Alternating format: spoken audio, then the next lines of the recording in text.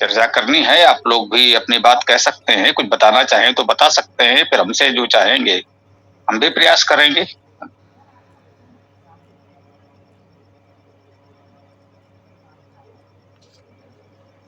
हाँ भाई सीताराम जी।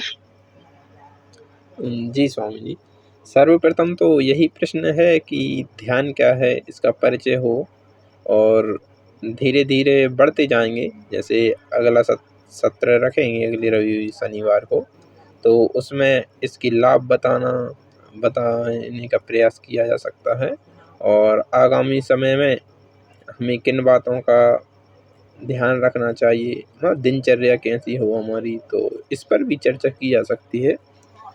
तो आज यही है कि ध्यान क्या है, तो इसका परिचय हो जाए तो अच्छा रहेगा।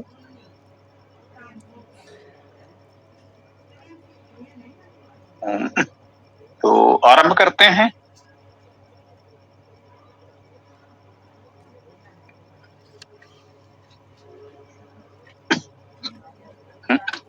ओम खम ब्रह्म।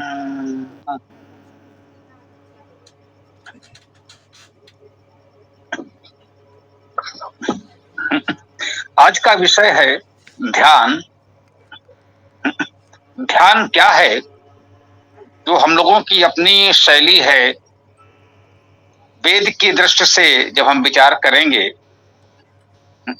तो ध्यान क्या है, ये जानने के लिए हम ध्यान शब्द पर ही ध्यान लगाएंगे।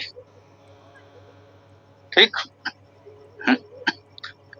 ध्याने धातु है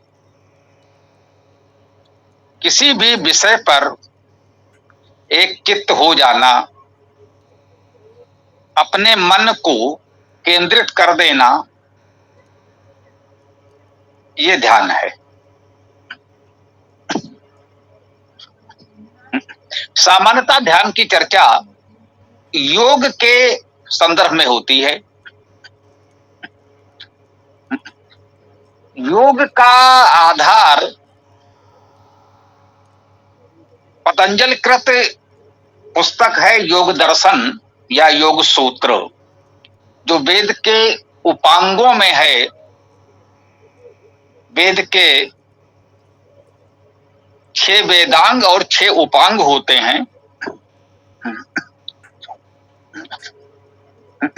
उपांग में 6 दर्शन आते हैं। उन 6 दर्शन में एक दर्शन योग भी है और इस योग में ध्यान महत्वपूर्ण विषय है। पतंजलि योग दर्शन को मुख्य रूप से 8 चरणों में बताया जाता है। अर्थात पतंजलि योग की साधना आपको 8 चरणों में करनी होती है। यम, नियम, आसन, प्राणायाम, प्रत्याहार, धारणा, ध्यान और समाधि। इन 8 चरणों में 7वां चरण ध्यान है। इसे उपांत कह सकते हैं, क्योंकि ध्यान के पश्चात समाधि की स्थिति आ जाती है। ठीक। तो यम और नियम कुछ हमारे अनुशासन हैं, क्योंकि आपने आज विषय ध्यान का रखा है, इसलिए उसके विस्तार में नहीं जाएंगे। जीवन की नैतिकता, अनुशासन तो यम और नियम में आते हैं। उसके पश्चात आसन प्राणायाम है। आसन का अर्थ बैठना है। प्राणायाम, प्राण का आयाम, श्वास प्रश्वास ही प्राणायाम है। उसके बाद है प्रत्याहार, प्रति आहार, अन्य विषयों के प्रति जो मन है उसका आहरण कर लेना, ले आना, बाहरी विषयों से मन को खींच लेना, ये प्रत्याहार है। मन चंचल है, मन सदैव गतिमान है, मन कभी स्थिर हो नहीं सकता। यह एक प्राकृतिक सत्य है कि मन कभी स्थिर हो नहीं सकता। कोई ये कल्पना करे कि मन की गति रुक जाएगी, तो जब तक जीवन की गति है, जब तक श्वास प्रश्वास की गति है, तब तक मन की गति बनी रहेगी। तो हम कर क्या सकते हैं? यजुर्वेद अध्याय 34 के प्रारंभिक 6 मंत्र शिव संकल्प सूक्त कहे गए हैं। उसमें कहते हैं, तन्मे मनः शिव संकल्प मस्तु, वह मेरा मन शिव कल्याणकारी संकल्पों वाला हो जाए। ये हम कर सकते हैं कि वो इधर उधर न भागे, जहां हम चाहें, जिस दिशा में हम चाहें उधर जाए, इतना हम कर सकते हैं। परंतु मन की गति रुक जाए, ये संभव नहीं है। हृदय की गति रुक जाए, मन की गति रुक जाए, तो जीवन की गति भी रुक जाएगी। ये बात हमें समझना है, किसी भ्रम में नहीं आना है। ठीक। तो प्रत्याहार में बाहरी विषयों से मन को समेट कर किसी अपने इच्छित विषय में लगाना होता है, ये प्रत्याहार है ना। बाहरी विषयों से समेट लेना प्रत्याहार। उसके पश्चात धारणा, इसी एक दिशा में किसी एक विषय में मन को लगा देना, ये धारणा है। मन को कहीं धारण करा दीजिए, भाई तुम यहां रहो, ये तुम्हारा क्षेत्र है, बस यहां तुम टहलो घूमो, इधर चलो। एक उसको सीमा मर्यादा दे दी गई कि भाई तुम्हारे विचरण के लिए हमने इतना क्षेत्र दिया और इधर उधर मत भागना। तो ये हो गया धारणा। अब ध्यान क्या है? प्रत्याहार, धारणा, ध्यान। इसके पश्चात स्तर आता है ध्यान का। ध्यान के लिए संभवतः पातंजल सूत्र यही है, यदि मैं ठीक स्मरण कर पा रहा हूं, पुस्तक लेकर तो नहीं बैठे। तत्र प्रत्येक तानता ध्यानम, तत्र वहां, अभी धारणा में आपने मन को कोई एक क्षेत्र तो दिया है कि भाई अब तुम यहीं रहो, कहीं और मत जाना। ठीक। तो कह रहे हैं तत्र प्रत्येक तानता ध्यानम, तत्र अर्थात वहां प्रति एक तानता, सबके प्रति, सबसे अलग हो करके। यहाँ प्रति का उपयोग आप देख रहे हैं कुछ इस प्रकार से हो रहा है कि यहाँ प्रत्येक उसके प्रति के अर्थ में नहीं, बल्कि उसके विपरीत जाना, प्रतिकूल हो जाने की बात की जा रही है, या उसके प्रति होने की बात भी कहते हैं। तत्र प्रति, जिस दिशा में आपने उसको धारणा में लगा दिया है कि भाई ये क्षेत्र हमने दे दिया, अब तुम यहाँ रहो, तो तत्र वहां प्रति, उसके प्रति एक तानता, पूरी तरह से एक तान हो जाना, उस एक पर ही सारा विस्तार केंद्रित सीमित हो जाना। अब तान शब्द है ना, तो ये तान शब्द तन धातु से बनेगा, विस्तार करना। मन का जो असीमित विस्तार है उसे तत्र प्रत्येक तानता ध्यानम, उस एक सीमित क्षेत्र में, मर्यादा में आपने उसको दे दिया, लो भाई अब तुमको बस इसी में रहना है। और यदि मन आपके दिए गए निर्देश के अनुसार उतने में मर्यादित रूप से स्वीकार कर ले, तो यही ध्यान है। और समाधि का अर्थ यही है कि जब ध्यान आपका ठीक से लग जाए, मन थोड़ा सा उसमें कह सकते हैं रुकेगा तो है नहीं, जैसा कि हमने कहा मन रुकेगा तो जीवन की गति रुक जाएगी। लेकिन इसी को कहा है कि यदि मन आपका किसी बताए हुए क्षेत्र में लग जाए और थोड़ा सा भी आपको ये लगे कि आप उतनी देर के लिए शेष सब कुछ भूल गए, बस वो जहां है किसी बिंदु पर केंद्रित हो गया, तो ध्यान की अवस्था है। और उस स्थिति का ठीक प्रकार से अनुभव कर लेना समाधि है। सम आ अधि समाधि, सम्यक रूपेण उस अवस्था का अधिगत हो जाना समाधि है। ठीक है।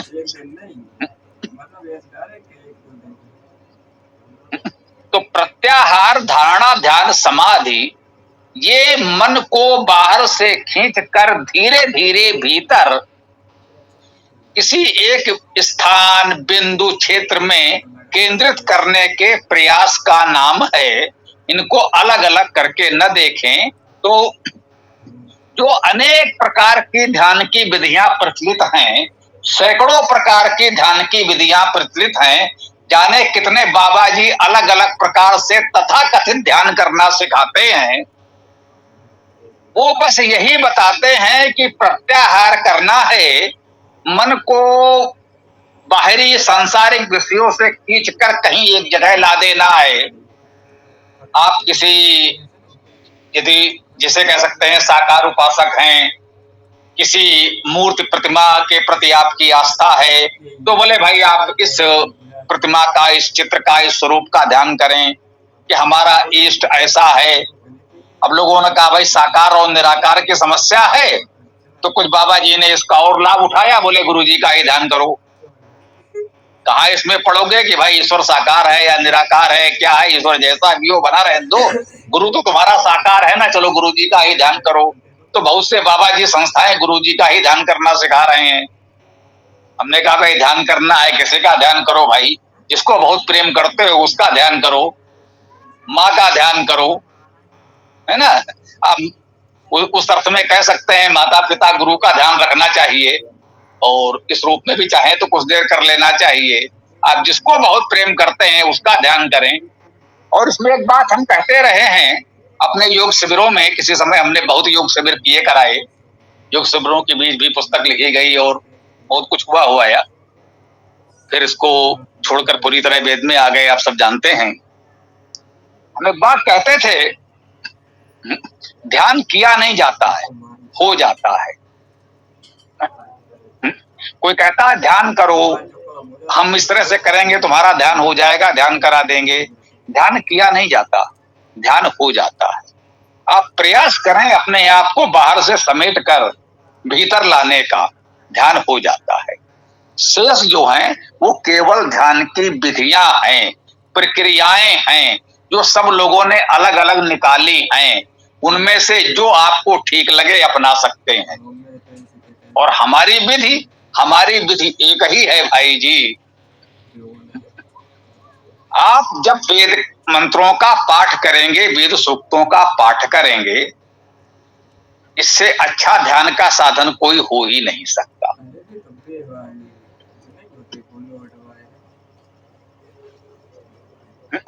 मन को गतिशीलता चाहिए। आप पाठ कर रहे हैं, थोड़ी सी गति उसको मिल भी रही है, और ध्यान पूरी तरह लगेगा, लगाना पड़ेगा नहीं कह रहा हूं, ध्यान आपका पूरी तरह लगेगा, लग ही जाएगा, कोई विकल्प नहीं है। कैसे? आप पुस्तक देखकर ही पढ़ रहे हैं और ध्यान जरा सा इधर से उधर हुआ तो आप पढ़ पाएंगे क्या? कुछ का कुछ पढ़ जाएंगे। तो जब आप पाठ कर रहे होंगे, मान लीजिए आप सामूहिक रूप से भी पाठ कर रहे हैं, उच्च स्वर से उच्चारण करके पाठ कर रहे हैं, तो कहीं ना कहीं ये तो है कि भाई यदि हमसे पढ़ने में कोई भूल चूक हुई तो लोग अच्छा नहीं लगेगा, उपहास करेंगे, निंदा होगी, है ना, कुछ असम्मान अनुभव होगा। तो हमें पूरे ध्यान से पढ़ना है। लोग कहते नहीं ध्यान से पढ़ो, हमारे माता पिता शिक्षक आचार्य यही कहते हैं बेटा ध्यान से पढ़ो, बच्चे से बराबर पढ़ाते हैं ध्यान से पढ़ो। भाई पढ़ने बैठ तो गए लेकिन ध्यान से पढ़ो। और जो ध्यान से पढ़ते हैं, विद्यार्थी जीवन में हम सबका थोड़ा बहुत अनुभव हो सकता है कि कुछ लोग बहुत समय लगाते हैं, बहुत समय तक पढ़ते रहते हैं। पढ़ने का उनका समय बहुत अधिक होता है कुछ विद्यार्थियों का, उतना फल उनका नहीं निकल के आता, उतना परिणाम नहीं आता। और कुछ बच्चे उतना समय नहीं देते, थोड़े समय पढ़ते हैं और वो अच्छा परिणाम दे देते हैं।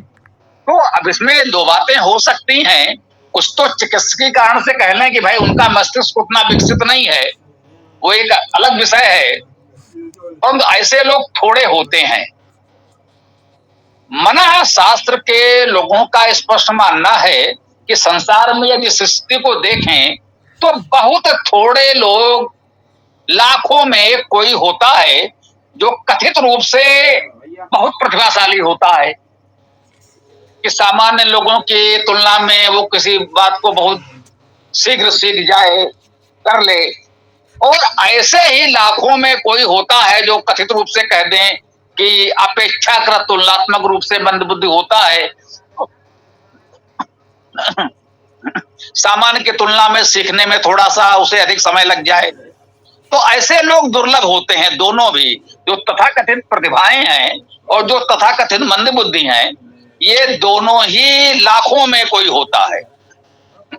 मान लीजिए हम आप सभी, इसको पुनः कहना चाहिए, हम आप सभी बिना किसी अपवाद के और बिना किसी औपचारिकता शिष्टाचार के, इस पर समझ लें, हम आप सभी जिन्हें हम महान विद्वान, महामनीषी, ऋषि मुनि कहते हैं, वो भी और हम भी और आप भी, सामान्यता ये सभी लोग सामान्य बुद्धि के हैं। दुर्लभ, जैसे मैंने कहा ना, कोई विशेष प्रतिभा हो भी सकती है एक दो, लेकिन उनका कोई विशेष महत्व नहीं है। जितने हम ऋषियों, महर्षियों, मनीषियों के नाम सुनते हैं, वे सब हमारी आपकी तरह सामान्य बुद्धि के लोग थे। यही ध्यान का महत्व है। क्यों? उन्होंने जो पढ़ा ध्यान से पढ़ा। यदि आप ध्यान से पढ़ेंगे तो आपका मस्तिष्क उन बातों का शीघ्र विश्लेषण कर पाएगा और उन बातों को सही तरीके से आप समझ पाएंगे। तो ध्यान से पढ़ना ध्यान करने की सर्वोत्तम विधि है। जब आप मंत्र का, सूक्त का पाठ करते हैं तो इस अक्षर के बाद कौन सा अक्षर है, इस शब्द के बाद कौन सा शब्द हमें बोलना पढ़ना है, तो पूरा ध्यान आपका उतने में केंद्रित हो जाता है। जब आप पढ़ रहे होते हैं तो आपके समक्ष एक अक्षर, एक वर्ण, एक शब्द होता है, आगे पीछे का कुछ नहीं होता। तो इतना ध्यान तो आपका लग ही जाता है, और इससे ज्यादा ध्यान लगाने की बात करनी भी नहीं चाहिए, क्योंकि वही बात है, यदि आपने ये सोचा कि मन की गति रुक जाए, कहीं एक बिंदु पर ध्यान इतना केंद्रित हो जाए कि मन की गति रुक जाए, तो जीवन की गति रुक जाएगी। कृपया इस स्थिति से बचें। तो मुझे लगता है आज के लिए इतना पर्याप्त होना चाहिए। आप लोग अपने प्रश्न रख सकते हैं, अगले सत्र में इसको और आगे बढ़ाया जाएगा।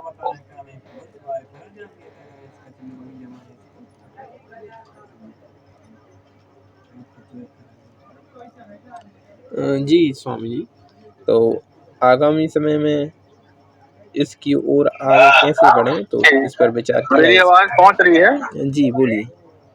जी बोलिए।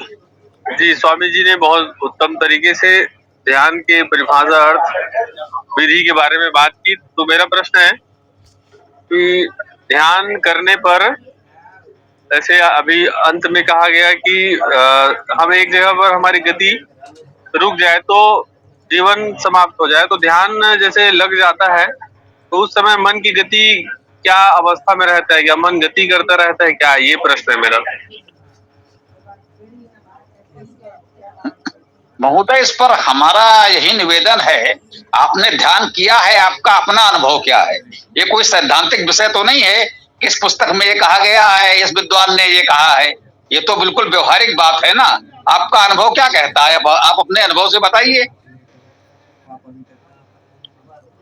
जी, मेरा अनुभव तो अभी शून्य है गुरुवर, क्योंकि ध्यान के लिए मैंने वैसा अभ्यास किया नहीं है। आप अनुभवी हैं, तो आप अपने अनुभव से मार्गदर्शन करें तो हमें अच्छा लगेगा।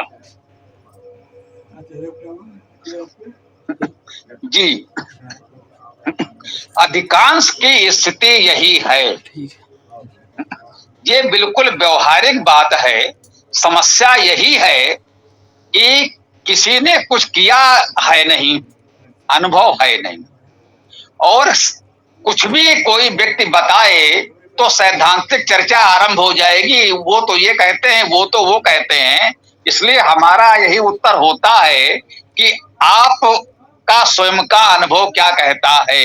ये योग और ध्यान के विषय में भी है और वेद के विषय में भी है ना। वेद में भी हम यही कहते हैं, जो लोग कहते हैं अद्वैत द्वैत त्रैत क्या है, ईश्वर साकार है निराकार है, मूर्त पूजा वेद में है कि नहीं है।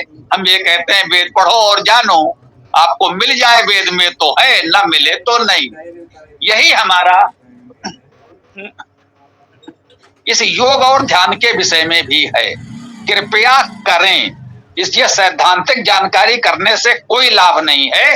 जो हमने कहा, हमारा अनुभव, हमारी जानकारी यही है कि ये सत्य है कि मन सदैव गतिशील रहेगा। यज्जाग्रतो दूर मुदयति देवम तद सुप्तस्य तथा एव एति दूरं गमं ज्योतिषाम ज्योतिरेकम तन्मे मना शिव संकल्पमस्तु। यजुर्वेद अध्याय 34 मंत्र 1 मैंने प्रस्तुत किया। वेद स्पष्ट रूप से कह रहा है कि आप सो रहे हो या जग रहे हो, मन दूर दूर तक विचरण करता रहता है, ये कभी रुकता नहीं। बस आप उसे थोड़ा सा मर्यादित व्यवस्थित कर सकते हैं कि वो अनुचित दिशा में ना जाए। ध्यान का अर्थ ये कि आप जो कुछ करें वो ध्यान से करें, जो भी कार्य कर रहे हैं उसको ध्यान से करें, अन्यथा दुर्घटना हो जाएगी। बस इतना ही है कि प्रयास करें कि जो भी कार्य आप कर रहे हैं, आपका ध्यान बस उस कार्य क्षेत्र में रहे। पूरी तरह मन स्थिर नहीं होगा, क्योंकि जब भी कोई कार्य कर रहे होंगे उसमें एक सीमित थोड़ी गतिशीलता तो होगी। आप वाहन चला रहे हैं तो आपको मार्ग पर आने जाने वाले अन्य वाहनों का ध्यान रखना होगा। आप पढ़ रहे हैं तो आपको शब्दों का ध्यान रखना होगा। आप कोई और तकनीकी कार्य कर रहे हैं, आप कृषि कर्म कर रहे हैं, आप हथौड़ा चला रहे हैं, कुछ कूट पीट काट रहे हैं, कोई कपड़ा काट रहा है, तो ध्यान से काटो, नहीं इधर उधर कट जाएगा। तो बस आपको ध्यान को अपना जो कार्य है उसकी सीमा में ला देना है, यही ध्यान का लग जाना है। इसके अतिरिक्त या इससे अधिक जो बात करते हैं कि बिल्कुल कुछ नहीं और वो ध्यान, तो निश्चित रूप से वो केवल एक काल्पनिक बातें हैं, लोगों को भ्रमित करके बस भेड़ जुटाने की बात है। अरे भाई, महात्मा जी तो इतने पहुंचे हुए, इतने सिद्ध समाधिष्ट हैं और बस उनके दर्शन करने से, उनके आशीर्वाद से कल्याण हो जाएगा, जबकि उन महात्मा जी की स्थिति उतनी भी नहीं है जितनी आपकी है। तो मेरे पास जो भी विषय आएगा, मेरा प्रयास यही होगा कि सही जानकारी मिले और जो भ्रमजाल फैला है वो कुछ दूर हो। बस बाकी तो ये सामान्य बातें जानते सभी लोग हैं, हमारा प्रयास बस इसी दिशा में है। जी धन्यवाद स्वामी जी। स्वामी जी नमस्ते, बहुत बहुत धन्यवाद। आपने उस बात को स्पष्ट करके सामने रख दिया सभी हम श्रोताओं के समक्ष, जो मैं जानने के बाद भी कह नहीं पा रहा था विज्ञान के छात्र होने के नाते, क्योंकि मैं भी इस नतीजे पर पहुंचा हूं कि हमारे जो भी तथाकथित संत महंत साधु सन्यासी जो भी बताते जाते हैं वो सबके अपने अपने अनुभव हैं, लेकिन कोई भी यदि उस स्थिति में जाता है जो मन को रोक ले, मन की गति को रोक ले, तो निश्चित रूप से वो मानसिक असंतुलन की अवस्था में चला जाएगा।